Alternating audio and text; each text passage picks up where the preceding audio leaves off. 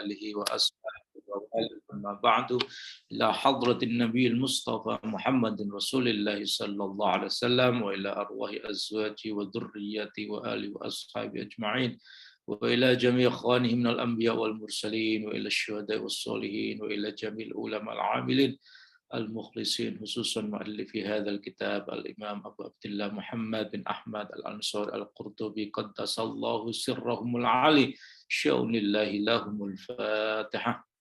أعوذ بالله من الشيطان الرجيم بسم الله الرحمن الرحيم الحمد لله رب العالمين الرحمن الرحيم مالك يوم الدين إياك نعبد وإياك نستعين اهدنا الصراط المستقيم صراط الذين أنعمت عليهم غير المغضوب عليهم ولا الضالين آمين وإلى أرواح جميع علمائنا ومشايخنا وأساتذتنا ونخص إلى حضرة جميع مؤسس جمعية نهضة العلماء وعلمائها ورؤسائها وكبارها خصوصا حضرة الشيخ حجي حسن أساري حجي عبد الوهاب حسب الله حجي بيسي سنسوري ومشايخهم وتلامذتهم ومن سلك على نهجهم شأن الله لهم الفاتحة.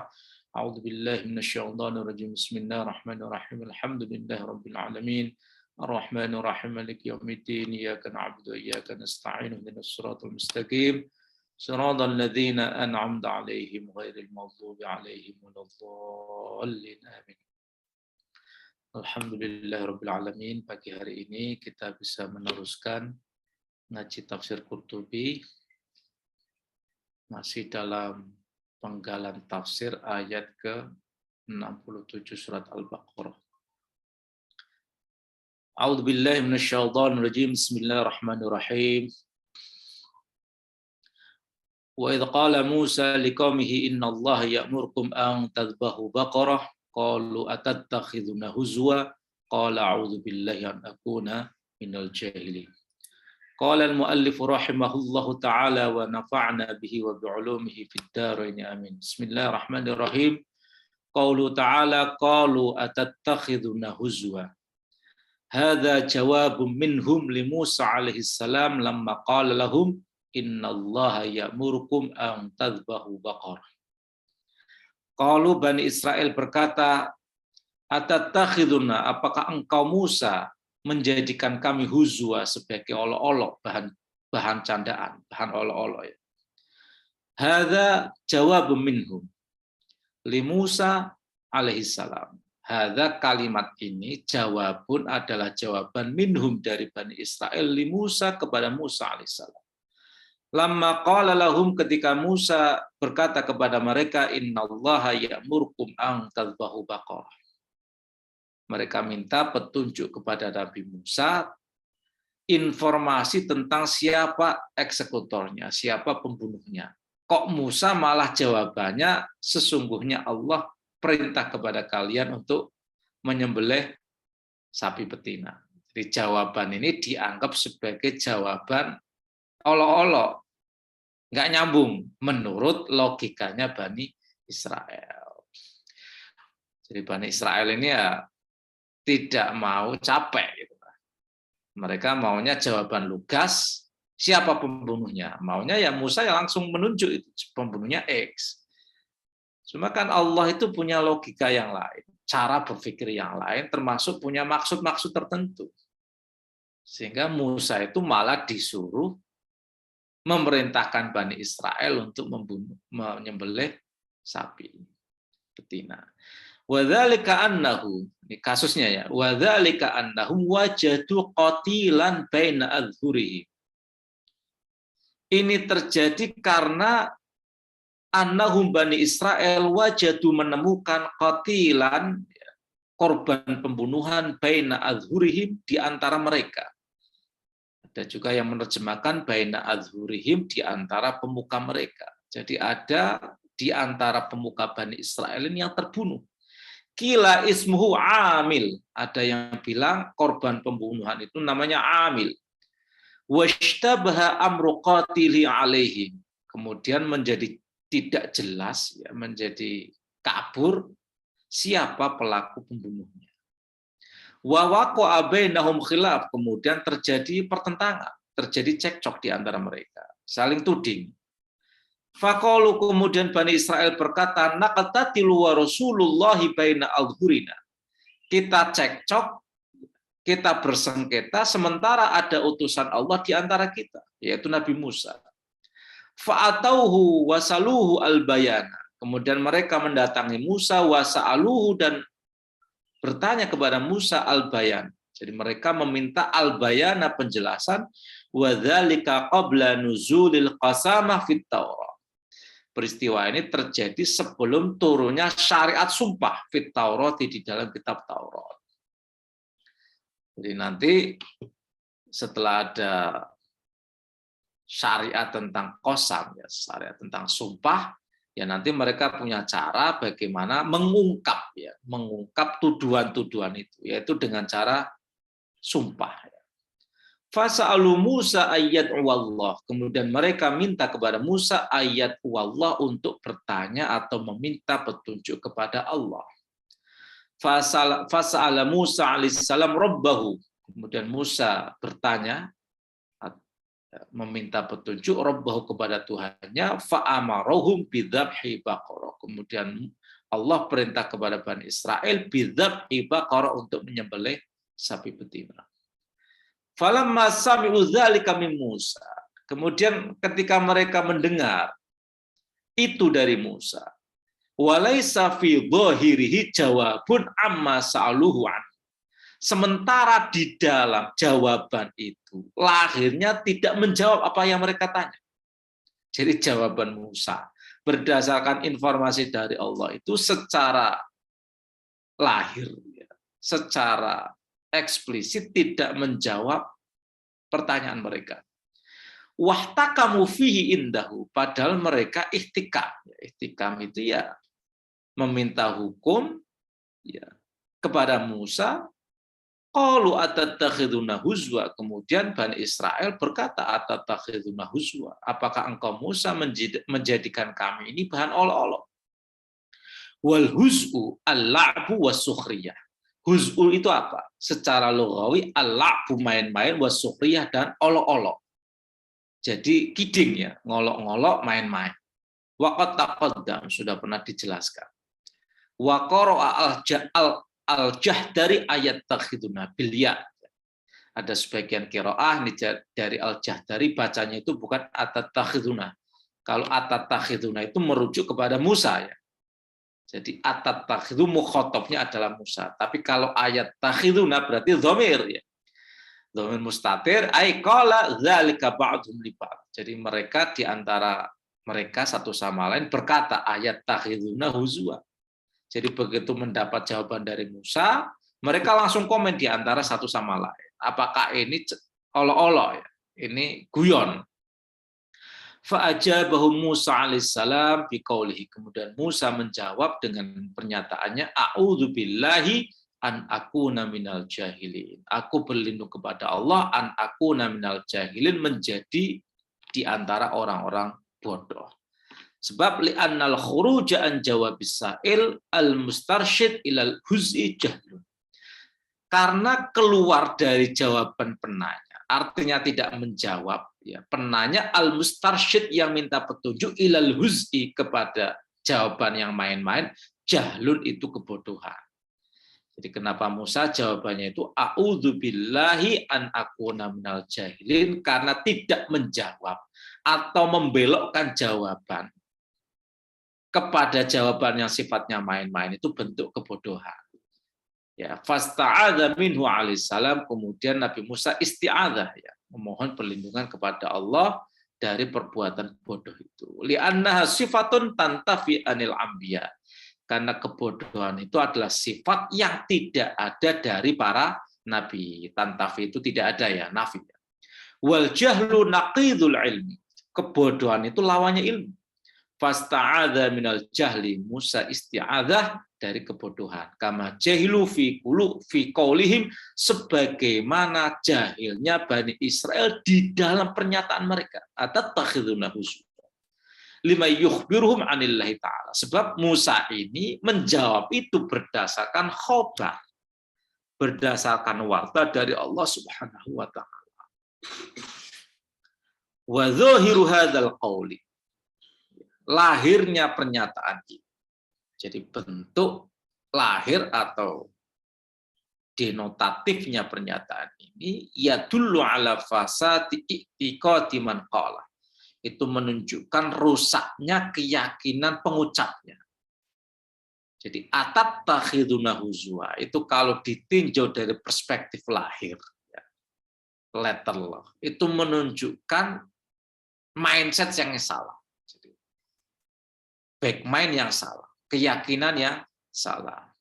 Wala yasihhu imanu man qala linabiyyin qad dhaharat mu'jizatuhu wa qala innallaha ya'muruka bikadza atattakhiduna huzwa.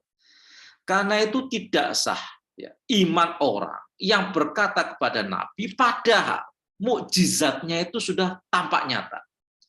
Karena Nabi Musa ini sudah jelas ini mukjizatnya, bisa membelah ya laut dengan tongkatnya itu kan nyata.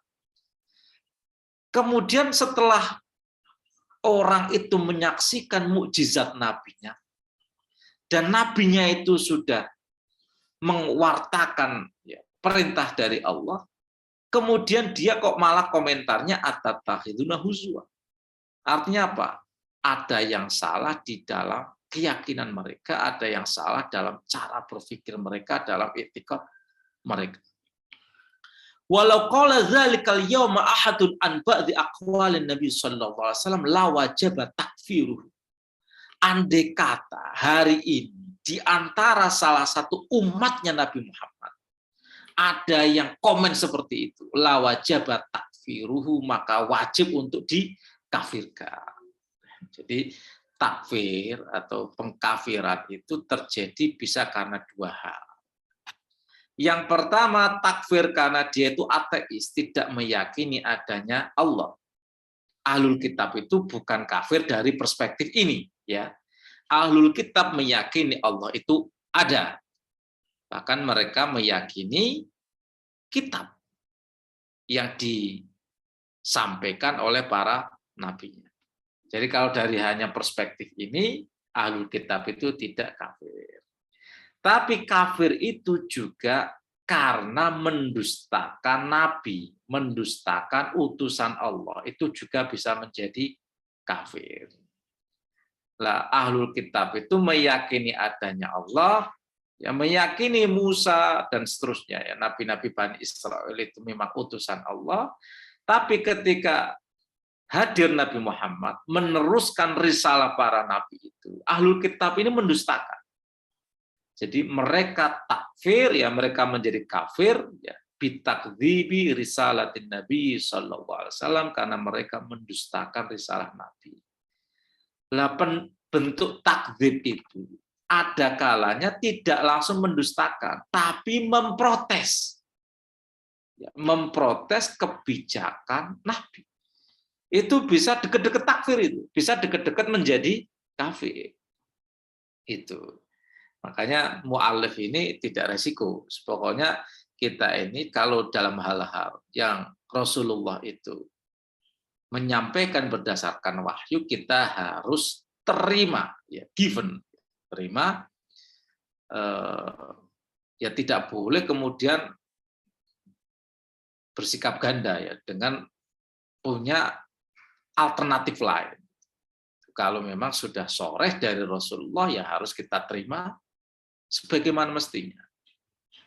Meskipun ya nanti penerimaan itu ada kalanya apa adanya, ada kalanya dengan menimbang faktor rasio. Jadi pakai timbangan rasional. Jadi misalnya ada yang misalnya ya, yang masyhur sekali ya. Misalnya Rasulullah itu di dalam hadis Bukhari itu perintah ya. Apa namanya?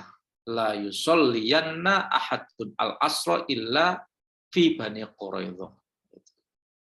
Itu jadi populer sekali dan ini mungkin sudah pernah saya sampaikan. Jadi setelah perang Ahzab itu Rasulullah dikasih info oleh Jibril bahwa ahlul kitab ya Yahudi itu bersekongkol dengan kafir Makkah. Padahal mereka sudah mengikat perjanjian Piagam Madinah. Kemudian Rasulullah perintah kepada sahabat dipimpin oleh Ali. Kalian harus bergegas mengepung perkampungan Bani Quraidah. Jadi Bani Quraidah ini berkhianat. Nah, kemudian karena bergegas itu ya kalian sudah harus bisa mencapai perkampungan Bani Quraidah itu di waktu asar. Itu ada yang menerima apa adanya, yang ahlu zohir itu. Jadi mereka yang membaca lahirnya teks ya, letterlock itu. Ya mereka tidak mau melaksanakan sholat asar kecuali di perkampungan Bani Quraidah. Tapi ahlul qiyas ya. Ahlul qiyas. Jadi mereka yang menggunakan timbangan rasio. Maksudnya itu suratun nuhud ya, suratun nuhud. Mereka disuruh bergegas oleh Rasulullah agar di waktu asar sudah sampai di perkampungan Bani Quraidah dan bisa melancarkan invasi. Ya. Nah, itu ada dua kelompok kan, jadi salafu ahli zahir, salafu ahli qiyas. Itu nanti jadi dua mainstream besar di dalam mazhab. Ya. Ada yang cenderung letterlock, ada yang cenderung rasional, ada yang tengah-tengah. Nah, itu 4 imam mazhab itu yang mewakili dua itu. Imam Hanafi dianggap sebagai penerus tradisi rasional. Jadi madrasatu ahli ra'yi. Nanti Imam Hambali ini dianggap sebagai penerus utama ahlul hadis. Ahlul hadis itu yang eksplisit ya, yang letterlock. Lah Imam Syafi'i itu tengah-tengah. Jadi saya hanya ingin menyampaikan ini, bahwa Nabi itu kalau sudah mengucapkan sesuatu, kita ini nggak punya pilihan lain selain harus meyakini dan mengikuti. Cuma cara mengikutinya itu ada dua opsi, dan ini menjadi mainstream besar di dalam mazhab Islam. Itu tetap mengikuti, tapi mengikuti bil akli, bil ro'i, ada yang mengikuti apa adanya. Dan di dalam hadis itu kemudian lapor masing-masing itu. Itu ada yang komplain ya. Ini kok tidak mengikuti persis Rasulullah. Itu mereka ternyata tidak sholat di Bani Quraidah, tidak sholat asar di Bani Quraidah. Yang ahli zahir ini komplain lah kira-kira begitu. Nah, akhirnya Rasulullah tidak menyalahkan salah satunya. Termasuk ahli zahir yang baru sholat asar di waktu Isya. Terus pokoknya sudah malam baru bisa mengejar sholat asar karena berpedoman terhadap teks, ya, teks lahir dari ucapan Nabi. Wa dhahaba qaumun ila anna dzalika minhum ala jihati ghiladit tab'i wal jafa'i wal ma'siyah. Ada juga ulama yang berpendapat, ya, kalau ada orang menentang Nabi dalam arti protes lah ya, dalam arti protes, tapi bukan dalam akidah tentu saja. Itu tidak sampai kafir, tapi ghiladit tab'i wal jafa'i wal ma'siyah. Tapi itu pelanggaran berat kira-kira. Ghiladit tab'i wal jafa'i wal ma'siyah. Itu artinya pelanggaran berat. Memprotes Nabi itu kalau memang Nabi menyampaikan syariat, menyampaikan berdasarkan wahyu, bukan opini pribadi. Kemudian kita protes, itu pelanggaran berat. Maksiat besar. Ala nahwi maqala al-qail lin Nabi sallallahu alaihi wasallam fi qismati ghanaim Hunain. Sebagaimana orang yang memprotes Nabi ketika Rasulullah membagikan rampasan atau ghanimah di saat perang Hunain. Orang itu bilang begini, inna hadhihi laqismatun ma urida biha wajhullah. Cara Rasulullah membagikan ghanimah ini bukanlah cara distribusi yang berdasarkan ya, keridhaan Allah. Jadi ma'urida biha wajhullah, tidak digendaki keridhaan Allah.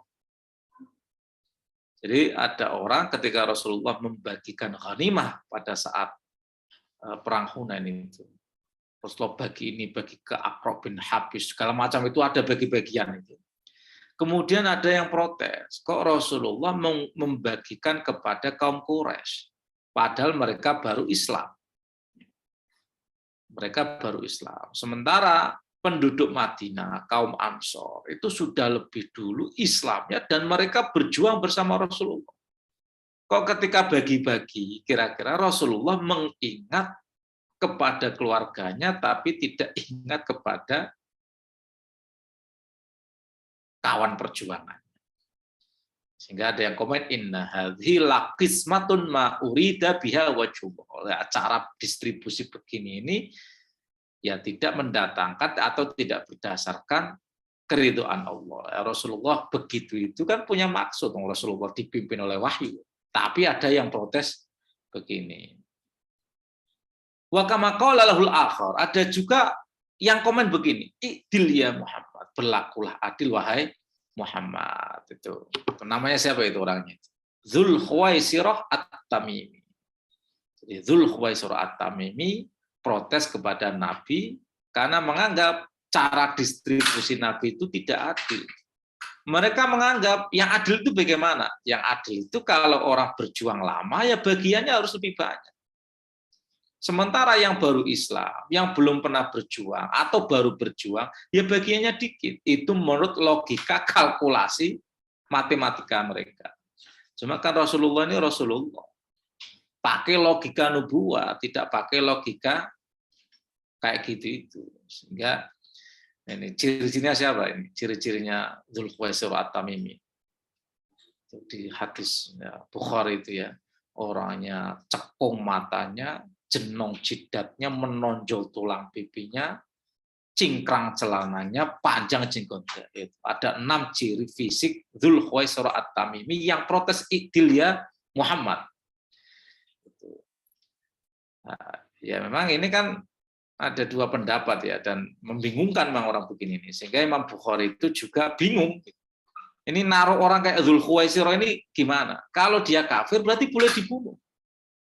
Sementara ada hadis, ya, 2 hadis itu. Rasulullah di satu hadis itu menyuruh membunuh Khawarij. Dzul Khuwaisirah ini pemuka kaum Khawarij.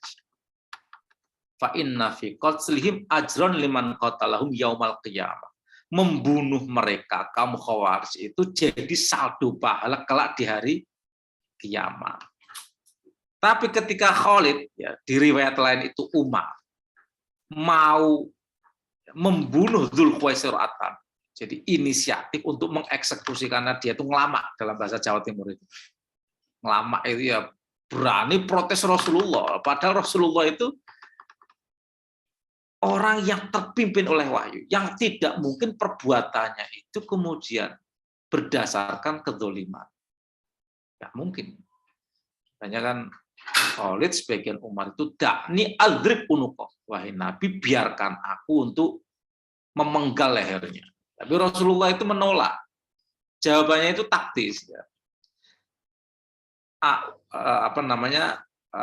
A'udzubillahi ayyatahaddan nasu anni aqtul ashabi. Ya, aku berlindung kepada Allah dari omongan orang-orang. Kok Nabi itu membunuh sahabatnya sendiri? Bagaimanapun kurang ajarnya, Dzul Khuwaisirah ini tetap dia adalah kawan perjuangan. Kok dibunuh gara-gara protes? Itu kemudian Khalid masih ngenyang itu. Kalau di riwayat Khalid itu la'allahu yusolli. Nabi berkata, jangan-jangan dia sholat. Wahai Khalid, jangan dibunuh. Kamu nggak boleh membunuh orang yang sholat.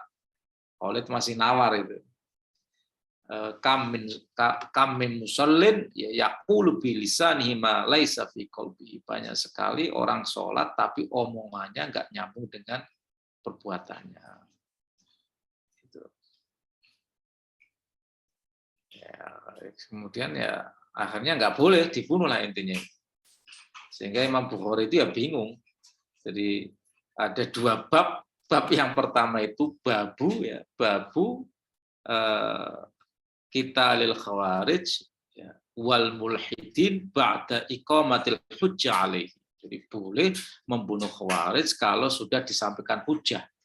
Boleh diperang. Tapi dalam kasus Dzul Khuwaisir At-Tamimi ini, Imam Bukhari bikin bab lain. Judulnya itu Babu Mantaroka Qatlal Khawarij Litta'alluf wa alla yaghfirun nasu anhu. Jadi ada bab orang tidak membunuh Khawarij litta'alluf, dalam rangka menarik simpati, wa alla yaghfirun nasu anhu, dan agar manusia tidak lari dari orang itu. Jadi Rasulullah ini juga Rasul ya, yang punya strategi, yang punya taktik, yang punya kebijakan, sehingga tidak setiap orang yang bersalah itu langsung dihabisi. Ada motif juga lita'alluf, ya, lita'alluf itu agar orang itu lunak hatinya, sehingga tidak harus ditreatment dengan cara yang ekstrim. Kalau salah langsung dieksekusi, enggak. Rasulullah itu ya kayak gitu. Sehingga ya Khawarij yang protes-protes Nabi begini ini ya kita selalu ambivalen, karena riwayatnya memang juga ambivalen. Riwayatnya juga ambivalen. Artinya apa? Ya nggak boleh meskipun mereka ini anggap saja ya orang Islam tapi hobi mengkafirkan orang lain, tapi mereka tetap Muslim, mereka tetap syahadat. Ya, meskipun ya jadi duri dalam daging ya, jadi duri dalam daging, karena kerjaannya bukan mengislamkan orang tapi mengkafirkan orang Islam, bukan mengislamkan orang kafir tapi malah mengkafirkan orang Islam. Ini jadi duri dalam daging dan akan ada sepanjang hayat. Itu. Jadi kalau ditanya kemudian sikap kita seperti apa? Ya seperti bingungnya Imam Bukhari. Seperti bingungnya Imam Bukhari. Karena Rasulullah juga memberikan sikap ganda. Satu sisi ada riwayat Nabi memerintahkan untuk membunuh mereka. Ada riwayat lain, ya, Dzul Khuwaisir At-Tamimi, ini dedengkotnya pemukanya Khawarij, pelopornya kaum Khawarij, tapi Rasulullah melarang dua sahabat utama, yaitu Umar dan Khalid, untuk membunuhnya. Wa fi hadza kulluhu adallu dalilin ala kubhil jahl wa annahu mufsidun lid-din. Ini semua ya dalil yang paling kuat tentang buruknya kebodohan. Wa annahu mufsidun lid-din, dan kebodohan itu merusak agama. Ya termasuk orang-orang yang protes Nabi itu tanda kebodohan. Rasulullah kok diprotes, ya, tanda kebodohan. Dan kebodohan itu ya di dalam agama itu merusak. Ya, kebodohan itu di dalam agama itu merusak. Karena itu Sayyidina Ali bilang ya, khosomal bohri rojulani, yang meremukkan punggung saya, itu artinya yang bikin repot saya itu dua orang. Yang pertama alimun mutahatikun, orang alim tapi dia suka melanggar, alim tapi suka ngotak-ngatik hukum, melanggar syariat jadi fasik. Tapi ada juga wajahilun, ya, wajalihun wasolihun jahilun. Jadi riwayatnya itu wajahilun mutanassikun, orang jahil tapi mutanasik, ahli ibadah. Jadi ahli ibadah tapi bodoh. Yang alim nggak mau ibadah, itu dua-duanya itu rusak. Nah, tapi lebih rusaknya lagi yang tadi itu, yang jahilun mutanasikun, wong soleh ya, orang soleh tapi bodoh. Orang soleh karena kesolehannya itu kan rentan ditiru orang, ucapannya rentan dijadikan fatwa atau rujukan, tapi dia bodoh. Karena kebodohannya itu kemudian akhirnya jadi standar kesalahan. Orang merefer kepada orang soleh, ahli ibadah, tapi dia bodoh. Kebodohannya kemudian menular kepada orang lain. Yang dikutip dijadikan pedoman itu omongannya, tindakannya. Padahal meskipun dia ahli ibadah, tapi dia bodoh. Karena itu bodoh itu ya kemaksiatan di dalam agama. Makanya ada makalah ya, wa min syarri anwa'il ma'asi al-jahlu. Di antara seburuk-buruknya maksiat itu bodoh. Di dalam agama kebodohan itu ya termasuk salah satu maksiat. Ya, tobatnya gimana ya, ngaji. Kalau orang bodoh itu tobatnya ngaji. Bukan dengan tobat istighfar ya. Orang bodoh kemudian tobatnya astagfirullah, enggak. Tobatnya orang bodoh itu ngaji. Itu makanya ya kayak Dzulkhuwaisir At-Tamimi itu tobatnya bukan memperbanyak sholat, tobatnya itu ngaji. Sebab kalau dia nggak ngaji, dia akan melestarikan kemaksiatan, terus-menerus akan bertindak menurut standar kebodohannya itu. Yang memprotes Rasulullah itu kan kebodohan itu. Padahal maksudnya Rasulullah itu orang yang sudah terbiasa heroik, orang yang sudah terbiasa berjuang tanpa mengharapkan kompensasi, biarkan dia terus-menerus dalam mental seperti itu, karena urusannya itu akan dicadangkan di akhirat semuanya. Sementara Rasulullah itu menggunakan materi, menggunakan ghanimah, menggunakan sedekah, menggunakan zakat. Sebagian itu untuk melunakkan hati orang yang belum kuat imannya. Makanya ada wal mu'allafati qulubuhum. Itu salah satu segmen penerima zakat itu al mu'allafah qulubuhum. Orang yang baru masuk Islam dan kemudian perlu dibuat dibuat kepada mereka itu Islam lebih simpati. Islam lebih simpati dan kemudian terbukti betul. Jadi strateginya Rasulullah itu terbukti orang-orang yang baru Islam kemudian mendapati kebaikan Rasulullah yang berlimpah. Mereka kemudian sampai pada kesimpulan tidak mungkin orang begini ini politisi. Dia pasti nabi. Kalau politisi ya logika siapa dapat apa kan, rumus politik itu rumus paling tua. Politik itu who get what, when and how, siapa dapat apa, kapan dan bagaimana. Artinya dalam politik itu yang berjuang paling banyak dapat paling banyak. Yang berkeringat yang paling dapat banyak. Tapi kan logika nubuah enggak. Logika nubuah enggak. Qaulu ta'ala huzwa, maf'ulun tsanin, atattakhiduna huzwa. Jadi maf'ul yang pertama adalah maf'ul yang kedua adalah huzwa. Wa yajuzu tahfiful hamzah taj'aluha bainal wawi wal hamzah. Boleh juga hamzahnya ditahfif. Jadi bukan bacanya huzwa tapi huzua Wa ja'alha hafsun wawan maftuhah. Imam Hafs menjadikannya wawu yang fathah. Jadi standar kita itu standar hafs Jadi bacanya itu huzua. Tapi ada yang baca huzua sebagaimana kufuan, ada qiraah kuf'an Kufuan atau kuf'an Li'annaha hamzatun maftuhah, karena dia hamzah yang dibaca fathah, qablaha dhammah, sebelumnya adalah dhammah. Fahiya tajri 'alal badal. Maka dia berfungsi sebagai badal. Jadi wawunya itu badal dari hamzah. Kaqauli as-sufaha'u ala. Jadi wa idza qila lahum aminu kama amanan nas qalu anu'minu kama amanas sufaha. Ala. Jadi qalu anu'minu kama amanas sufaha. Ala innahum humus sufaha'u walakin la ya'lam. Wa yajuzu hadfu dhammati min az-za kama tahdhifuha min man aduda fataqulu huz'a. Jadi hamzahnya juga bisa dibuang bisa dibuang. Jadi bukan huzua atau huzwa tapi huz'ah. Kama qara ahlul Kufah. Ini qiraah penduduk Kufah. Wa kadzalika walam yakun lahu kuf'an ahad. Ini sama walam yakun lahu, ada yang baca kuf'an ahad, ada yang baca kufuan ahad, ada yang baca kufwan ahad. Wa haka al-Akhfas an Isa bin Umar annakula ismin ala salasat ahruf.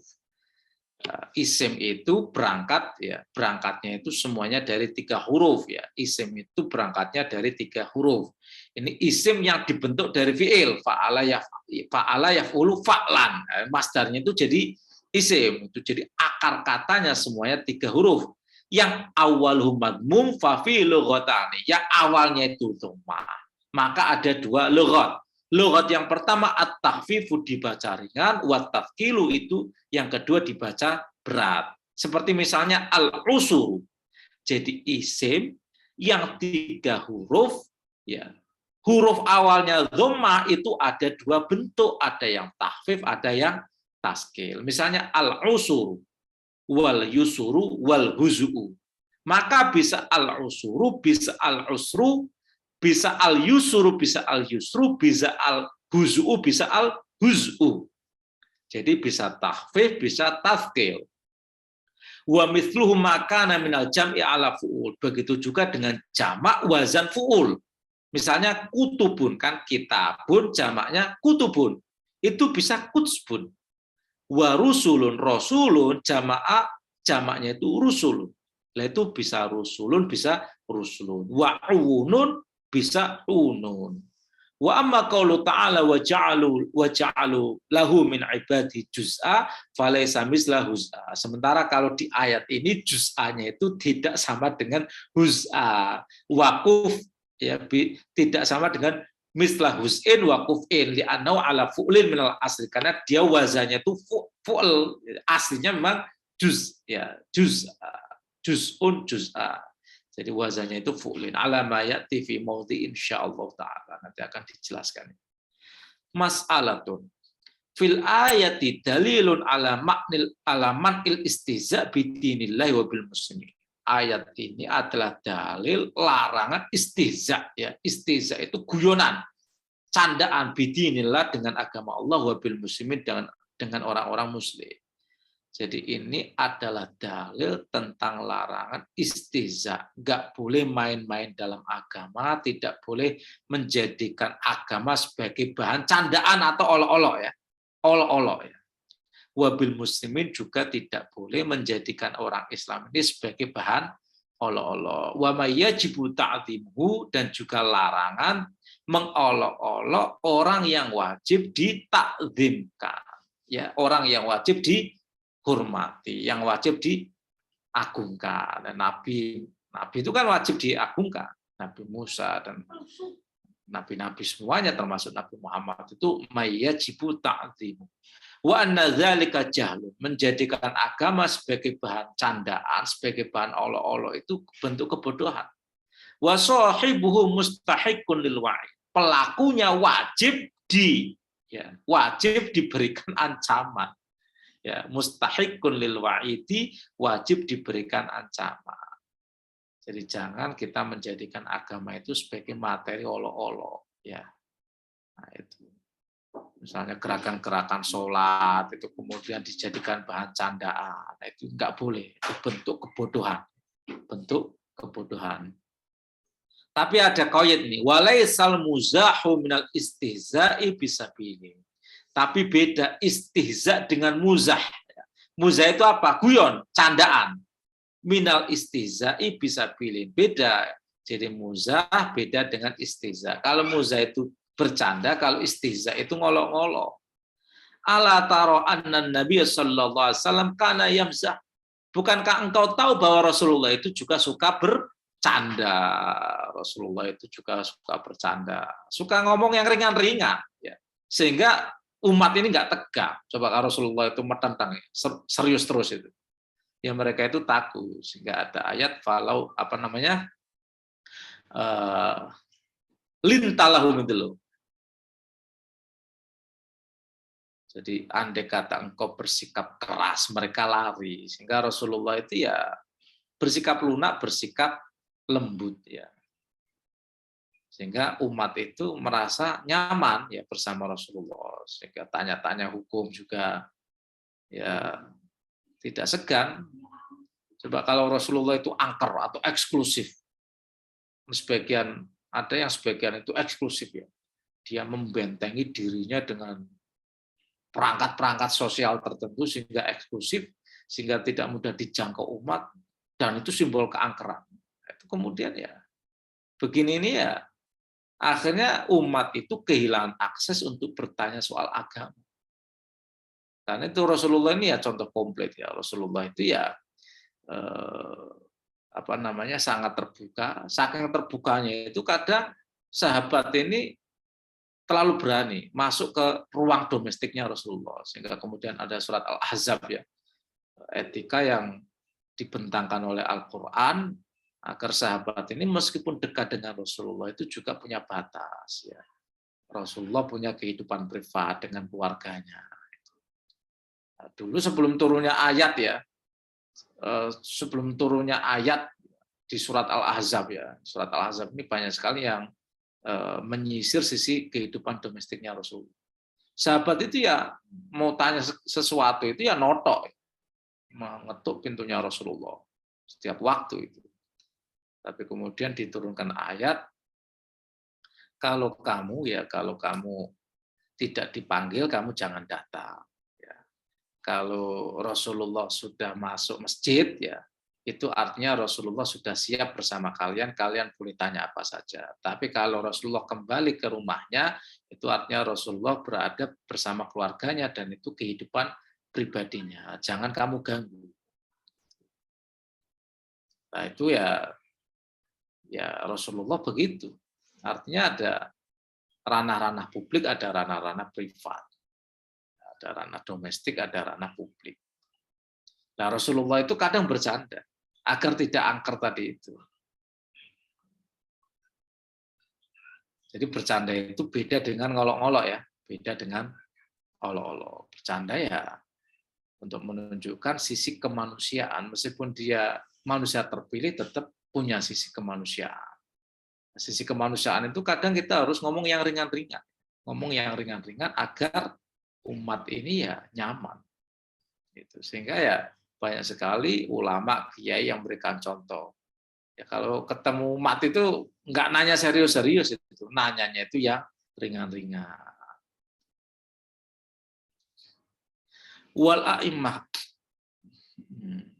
Ala taro anna Nabi sallallahu alaihi wasallam kana yamzahu wal a'immatu ba'du. Para imam juga sama. Jadi mengikuti Nabi. Jadi bercanda itu sunahnya Nabi.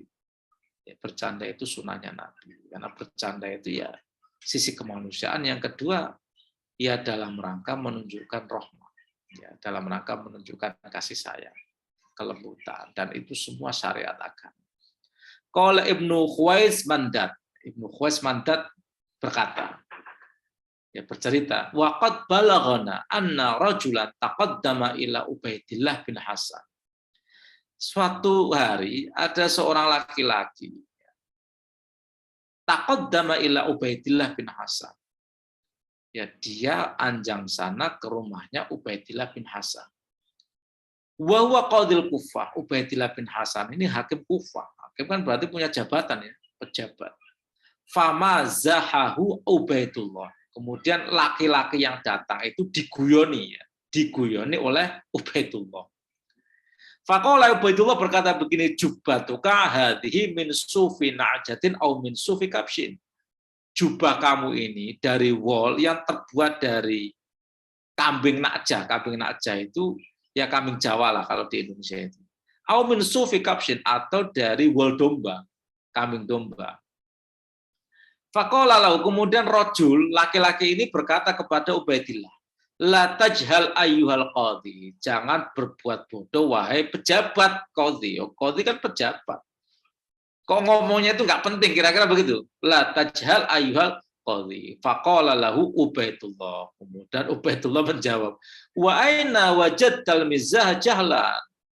Gimana kamu bilang canda itu bodoh? Fatala ali hadil ayat. Kemudian Ubaidillah ini membacakan ayat ini. Fa'aradhu anhu Ubaidillah. Kemudian Ubaidillah itu berpaling dari laki-laki itu, li'annahu ra'ahu jahilan la ya'riful muzaha minal istiza. Karena orang itu tidak bisa membedakan antara jahil, ya, tidak bisa membedakan antara guyon dengan olo-olo. Walaisa ahadhum minal akhar bisa pilih. Ya, satu sama lain itu beda, bercanda beda dengan olo-olo. Ya, jadi bercanda itu yang ngomong-ngomong ringan, ya, ngomong-ngomong ringan. Jadi Ubaidillah ini gemes sama orang tadi ya. Mungkin orang soleh ya, orang soleh yang bawaannya itu khusyuk serius, diajak bercanda dianggap berbuat bodoh, garing lah kira-kira begitu. Dan Ubaidillah ini kemudian aku nggak mau lah berteman dengan orang garing begitu itu, nggak bisa membedakan bercanda dengan olo-olo. Qauluhu ta'ala qalu ud'u lana rabbaka yubayyin lana ma hi qala innahu yaqulu innaha baqaratun la faridhu wa la bikr awanun baina dzalika faf'alu ma tu'marun.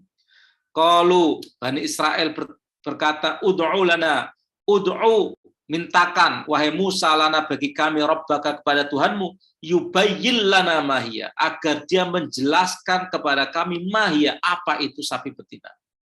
Qala Musa menjawab innahu yaqulu innaha, sesungguhnya Tuhanku yaqulu berkata innaha, sapi itu baqaratun adalah sapi betina, la faridun yang tidak tua, wala bikrun dan tidak muda, awanun tengah-tengah baina dzalik, di antara itu. Faf'alu maka kerjakanlah ma tu'marun, apa yang diperintahkan kepada kalian. Qaulu ta'ala qalu ulana rabbaka hadza ta'nitun minhum wa qillatut tawa'iyatin. Hadza, pernyataan ini, ta'nitun minhum, ya. Ta'nitun itu mengambil susah, bikin repot sendiri. Wa qillatut tawa'iyatin, dan sedikitnya ketaatan. Jadi jangan kira kita itu, ya, tanya sesuatu secara detail. Kalau itu perintah, laksanakan. Kalau kita mau detail, malah jadi repot. Nah, ini ada presidennya, ya. Mereka andai kata begitu diperintah untuk menyembelih sapi dan mereka laksanakan, selesai, tuntas. Tapi mereka detail, mereka tanya sampai detail, sehingga ta'nit itu ya bikin susah. Harisun alaihi ma'anittum, itu sama, ya. Harisun alaihi ma'anittum. Rasulullah itu haris ma'anittum, ya, atas apa yang menimpa kalian, yang kepayahan yang menimpa kalian. Jadi taknitun itu ya kepayahan, taknit menjadikan payah, minhum dari Bani Israel. Ada pertanyaan, tidak perlu detail kok mereka malah minta detail, akhirnya jadi repot sendiri.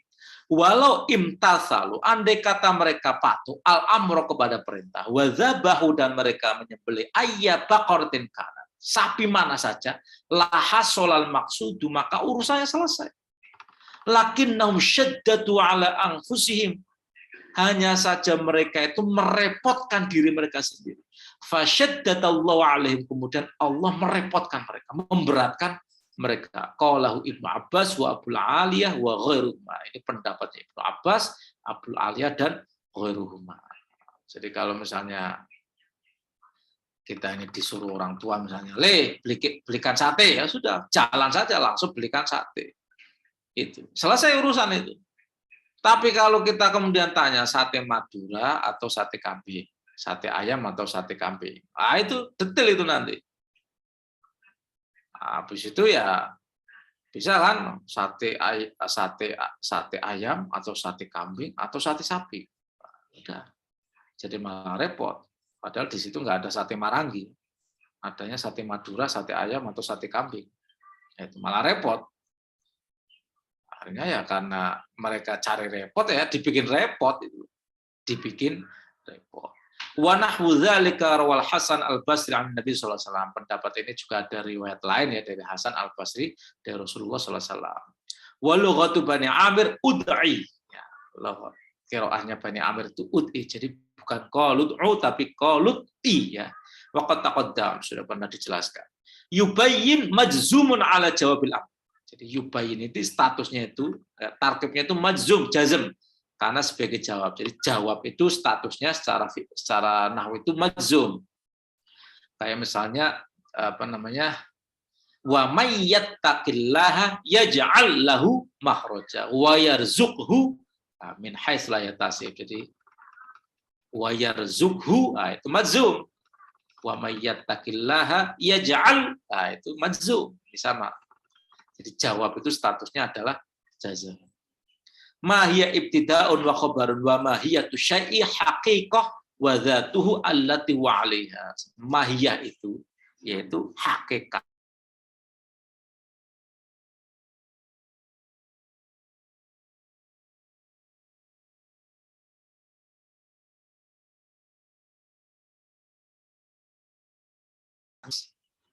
Sesuatu.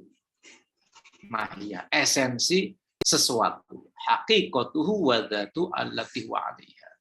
Jadi dari kata mahiyah, ya, mahiyah kemudian jadi mahiyah, ya. Qaulu ta'ala qala innahu yaqulu innaha baqaratul la faridu wa la bikr awanun baina dzalik. Qala innahu yaqulu. Musa menjawab innahu yaqulu innaha baqaratul la faridhu wala bikr awan baina dzalik. Fi hadza dalilun ala jawazin naskhi qabla waqtil fi'li. Jadi ayat ini adalah dalil bolehnya menasah perintah sebelum dikerjakan. Jadi perintahnya dinasah padahal belum dikerjakan. Li'annahu lamma amara bi baqarah. Sebab Allah itu ketika perintah ya dengan sapi ya, perintah untuk menyembelih sapi, iktaldo ayya baqaratin kanat. Sapi itu yang mencakup sapi apa saja. Falamma zada fis sifat. Ya ketika sifatnya ditambahkan, nasakho al-hukmal awwala bi ghairi, hukum yang pertama itu diubah dengan hukum lainnya. Jadi hukum yang pertama itu mencakup semua jenis sapi, nggak peduli sapi apa saja, yang penting sapi. Tapi belum sempat dikerjakan, mereka nambah perkara. Akhirnya dinasakh. Kama law qala fi thalathina minal ibli bintu makhadha. Bagaimana?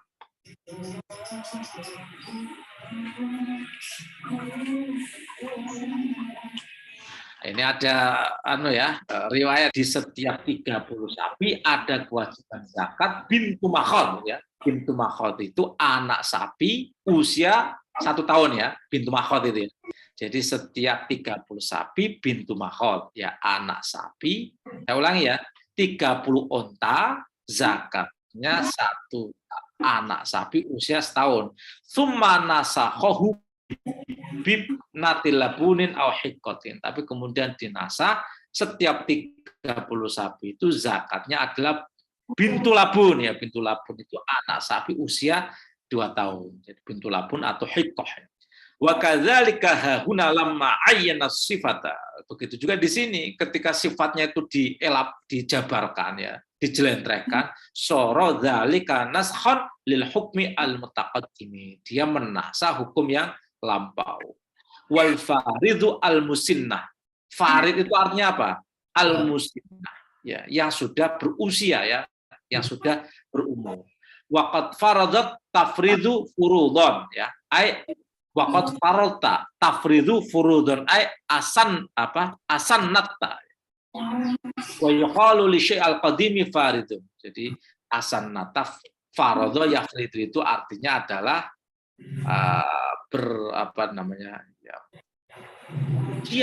usia yang lebih tua ya, yang lebih tua. Jadi musinnah itu artinya berumur, berusia.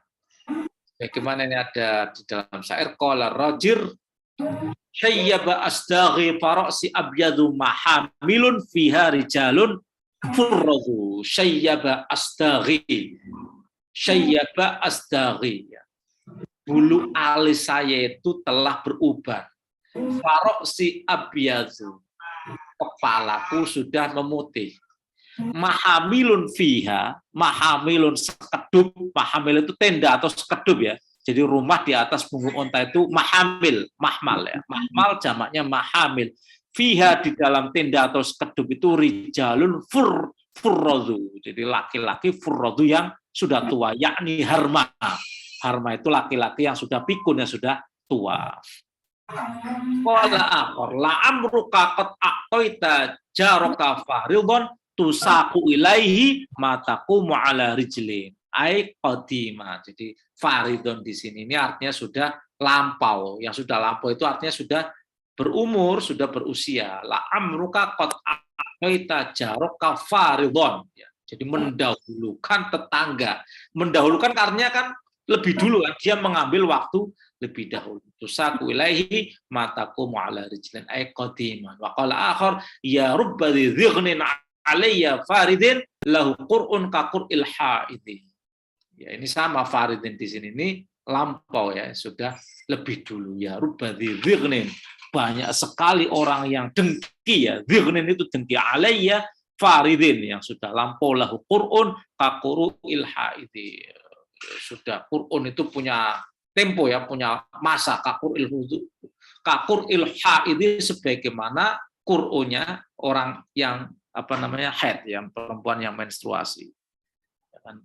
Qur'an itu kan masa ya, masa. Menurut Imam Syafi'i itu 3 bulan.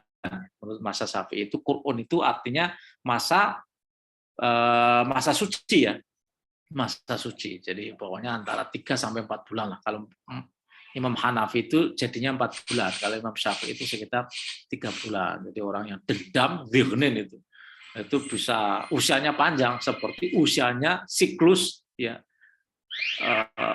orang menstruasi. Wala faridun raf'un ala sifah li baqarah. Faridun ini dia sifatnya baqarah, jadi marfu ya. Wala bikrun atafnya. Wa qila la faridun khabarun mubtada'un mudmar ya. Ada juga yang ini la faridun khabar yang mubtada'nya itu dhamir ya, aila hiya faridun wa kadzala dalulun wa kadzalika la taskil harsa wa kadzalika musallamatun fa'lam. Wa qila al-farid allati qad waladat butunan katsirah. Ada juga ya yang bilang al-farid itu maknanya adalah qad waladat butunan katsirata. Jadi sapi yang sudah melahirkan ya, melakukan banyak persalinan ya, butunan katsirah. Fayattasi ujawfuha lidzalik. Karena dia sudah sering persalinan, sudah sering melahirkan, maka lubangnya itu jadi lebar. Lubangnya jadi lebar. Lubang peranakannya jadi lebar. Li'anna ma'nal farid fil lugha al-wasi'. Karena makna al-farid secara etimologis adalah yang luas, yang sudah longgar ya. Jadi sapi kalau sudah sering beranak, maka liang peranakannya itu longgar ya. Nah, itu sesuai dengan makna lughawinya al-farid itu al-wasi'. Qalahu ba'dul mutaakhirin. Nah, ini sebagaimana disampaikan oleh ulama-ulama mutakhir. Wal bikr as-saghirah allati lam tahmil. Sementara bikr ini ya, as-saghirah unta ya, sapi yang masih muda, yang kecil, allati lam tahmil yang belum mengandung. Wa haka al-Qutabi anha allati waladat. Ya, Al-Qutabi bilang ya anha allati waladat yang sudah pernah mengandung ya, sudah pernah hamil. Wal bikr al-awwal minal aulad. Ada juga bikr itu ya anak nomor pertama itu bikr. Ya, sebagaimana dalam syair ya bikro ini wa ya khilbal kabidi asbahta minni kadhira'in man adud. Jadi makna al-farid al-bikr ya, al-farid secara lughawi adalah luas atau longgar ya, karena kenapa sapi itu farid? Sapi-sapi yang sudah tua itu ya sapi yang sudah sering beranak. Karena beranak maka liang peranakannya itu lebih lebar. Sementara bikr itu yang masih muda yang belum pernah hamil. Kalaupun hamil ya baru hamil ya sekali gitu ya. Hamil sekali ya. Jadi masih ini awanum bainan. Ini tengah-tengah ya. Allah taala a'lamu bishawab. Nanti kita lanjutkan nih. Demikian Bapak Ibu sekalian, karena anak saya ini sudah bangun ini, jadi sudah mulai beraktivitas. Ya. Sudah terganggu nih suaranya. Jadi ringkasan dari penggalan ayat 68 dan ayat 69. Ya, yang ayat 68 tadi ya. Kita punya hikmah ya. Kalau Allah sudah menyuruh sesuatu, la tas'alu an asya'a in tubdalakum tasukum ya, ini adatnya Allah. Jadi la tas'alu an asya'a, jangan kamu tanya rinci sesuatu. In tubdalakum tasukum. Kalau dielaborasi, kalau dijelentrekkan malah bikin repot kalian. Lah Bani Israel sifat ngeyelnya itu satu sisi positif, sifat ngeyelnya, sifat suka bertanyanya itu jadi prinsip ilmiah. Jadi ada curiosity, ya, ada keingintahuan. Tapi sisi lain dalam norma agama tidak semuanya kita itu menggunakan curiosity. Basisnya itu tidak harus selalu bertanya. Dalam agama yang sifatnya ta'abdi, ya kita given, mengikuti saja. Andai kata Bani Israel begitu ada perintah langsung dikerjakan, selesai urusan. Tapi karena mereka cerewet, akhirnya jadi repot sendiri. Ini pelajaran bagi kita ya. Pelajaran bagi kita. Jadi umatnya Nabi Muhammad itu ada di antaranya ya. Ada di antaranya. Jadi ta'kuli karena ad-din wa aqlun la dina liman la aqalah, juga ada unsur ta'abbudi. Ya ta'abbudi itu ya ya given, jadi tidak perlu menggunakan timbangan rasio. Jadi respon pertamanya itu bukan respon rasional tapi respon kepatuhan. Jadi kita harus bisa menempatkan mana agama yang harus kita respon dengan ta'akul, mana yang harus kita respon dengan ta'abbur. Itu yang pertama. Yang kedua, ini ayat ini prinsip wasatiyah yang pertama, ya, prinsip wasatiyah yang pertama. Jadi Allah itu punya adat juga ya, wa kadzalika ja'alnakum ummatan wasaton. Jadi dalam banyak hal itu menggunakan standar tengah. Termasuk awanum baina dzalika. Jadi la faridun wala bikar. Ya tidak tua, tidak perawan itu kira-kira. Ya sudah tengah-tengah saja. Tidak muda, tidak tua, tengah-tengah saja. Nah, ini nanti digunakan ya prinsip wasatiyah itu menjadi standar banyak di dalam agama. Kalau doa juga nggak boleh terlalu keras, nggak boleh terlalu lirik, tengah-tengah saja. Jadi awanum baina dzalika. Kadang menggunakan sabila ya, la tajhar bil qauli ya, la tajhar bil qauli.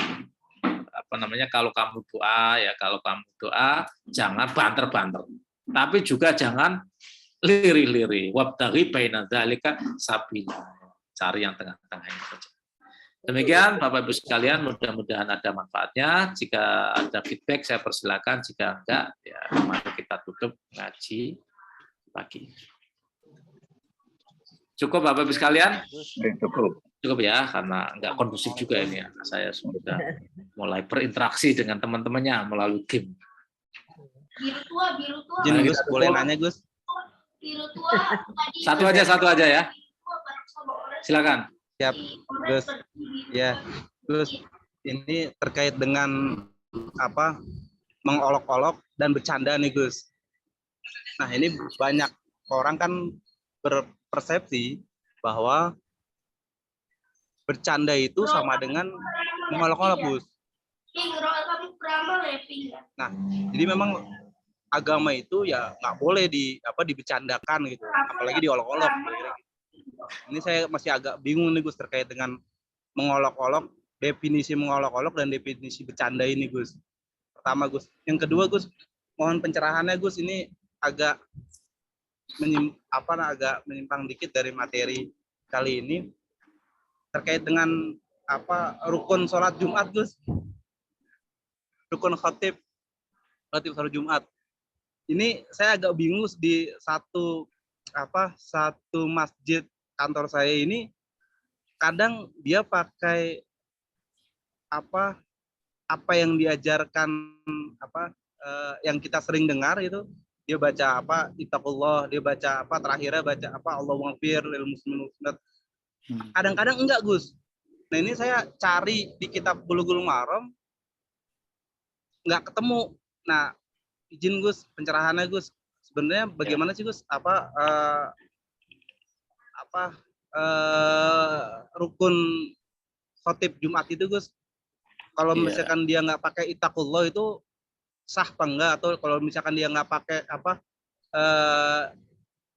doa untuk seluruh muslim itu sah apa enggak? Terima kasih Gus. Ya.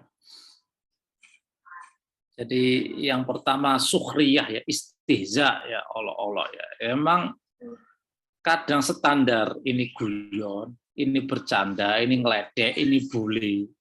Itu kan bisa jadi sama, tapi karena situasi batinnya beda, itu jatuhnya bisa beda. Kalau kita ini misalnya chemistry-nya sudah nyambung dengan teman sejawat yang sudah black, sudah situasi batinnya itu ya situasi keakraban, itu apapun itu bisa menjadi bahan candaan, apapun bisa menjadi bahan candaan. Tapi kalau dengan orang serius, niatnya bercanda dianggap mengolok-olok. Jadi makanya kita harus tahu ya, kadang ucapan itu menjadi candaan, ya bisa menjadi olok-olok, padahal sama ucapannya.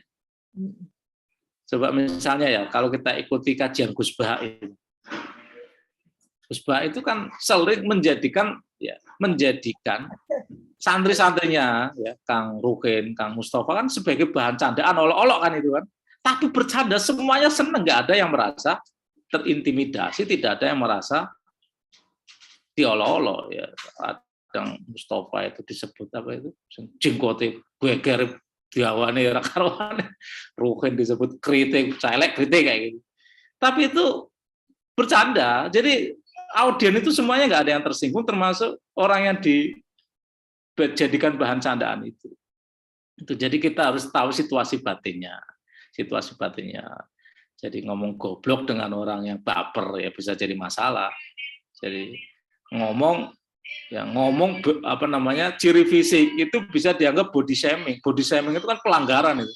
Tapi kan kalau situasi batinnya sudah nyekrup ya, sudah akrab, apapun itu bisa menjadi bahan candaan dan bikin happy ya. Jadi saya kira dalam hal perkawanan sosial ini standarnya itu standar kita ini sudah nyekrup, sudah berada dalam satu chemistry atau belum. Kalau belum ya hati-hati. Cuma dalam hal agama itu jangan menjadikan agama itu bahan candaan. Dan itu bisa beresiko ya, bisa beresiko tergelincir. Tapi kalau umat Islam, jadi kan ada Islam dan Muslimin. Yang Muslimin ini menjadi bahan candaan boleh kalau frekuensinya itu sudah dirakit ya, sudah dijahit oleh suasana keakraban, pertemanan itu ya. Saya kira jatuhnya pasti beda dengan orang yang tiba-tiba ceramah, audiensnya nggak saling kenal, kemudian ngumpat sana, ngumpat sini. Itu bisa jatuhnya itu ya jatuhnya negatif itu. Yang kedua soal khutbah ini menyimpang ya, tapi saya jawab pendek saja ya. Menurut Imam Syafi'i ya, menurut Imam Syafi'i ini tolong dihafalin ya. Cara ngapalnya gampang. Jadi syarat sahnya khutbah itu hamdalah fihima. Hamdalah fihima. Jadi harus membaca memuji Allah di dalam khutbah awal dan khutbah tsani. Jadi fihima di khutbah awal dan khutbah tsani. Itu syarat ya. Jadi tidak sah khutbah kalau tidak didahului dengan memuji Allah.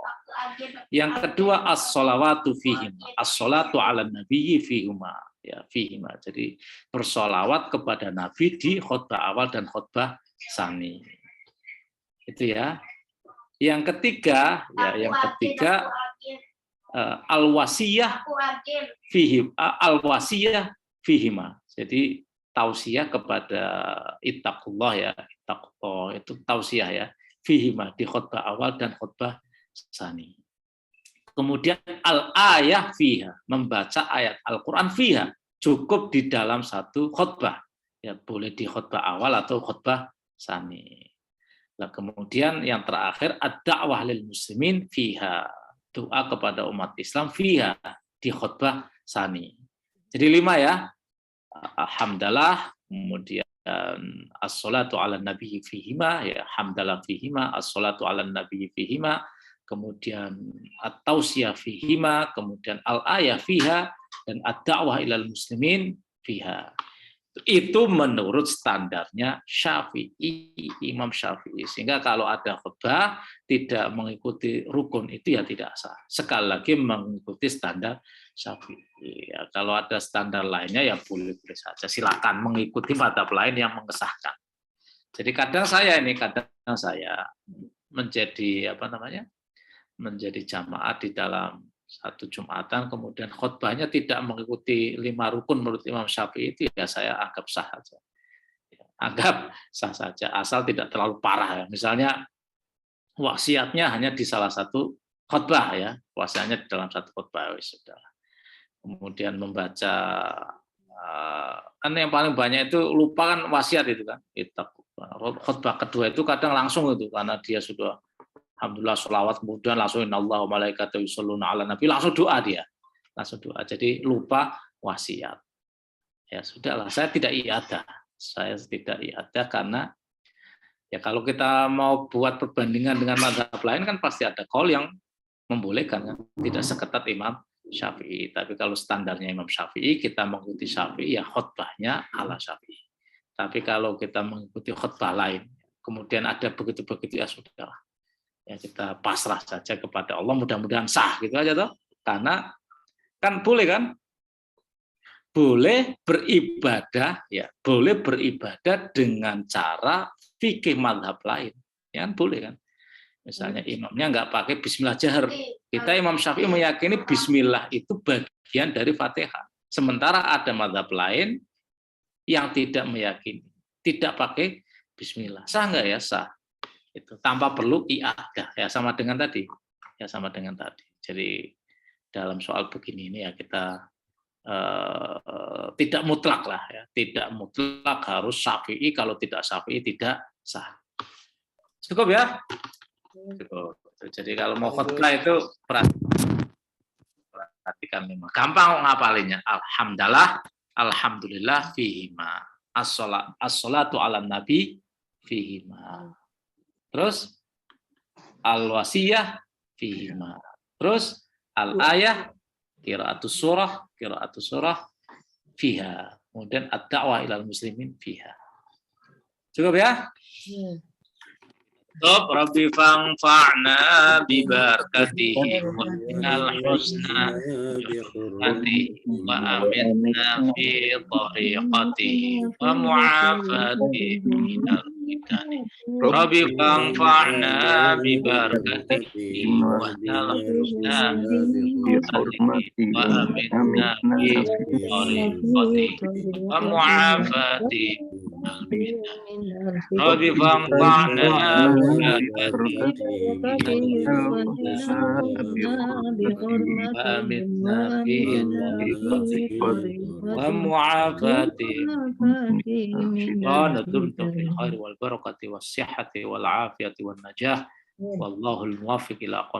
Wassalamualaikum warahmatullahi wabarakatuh.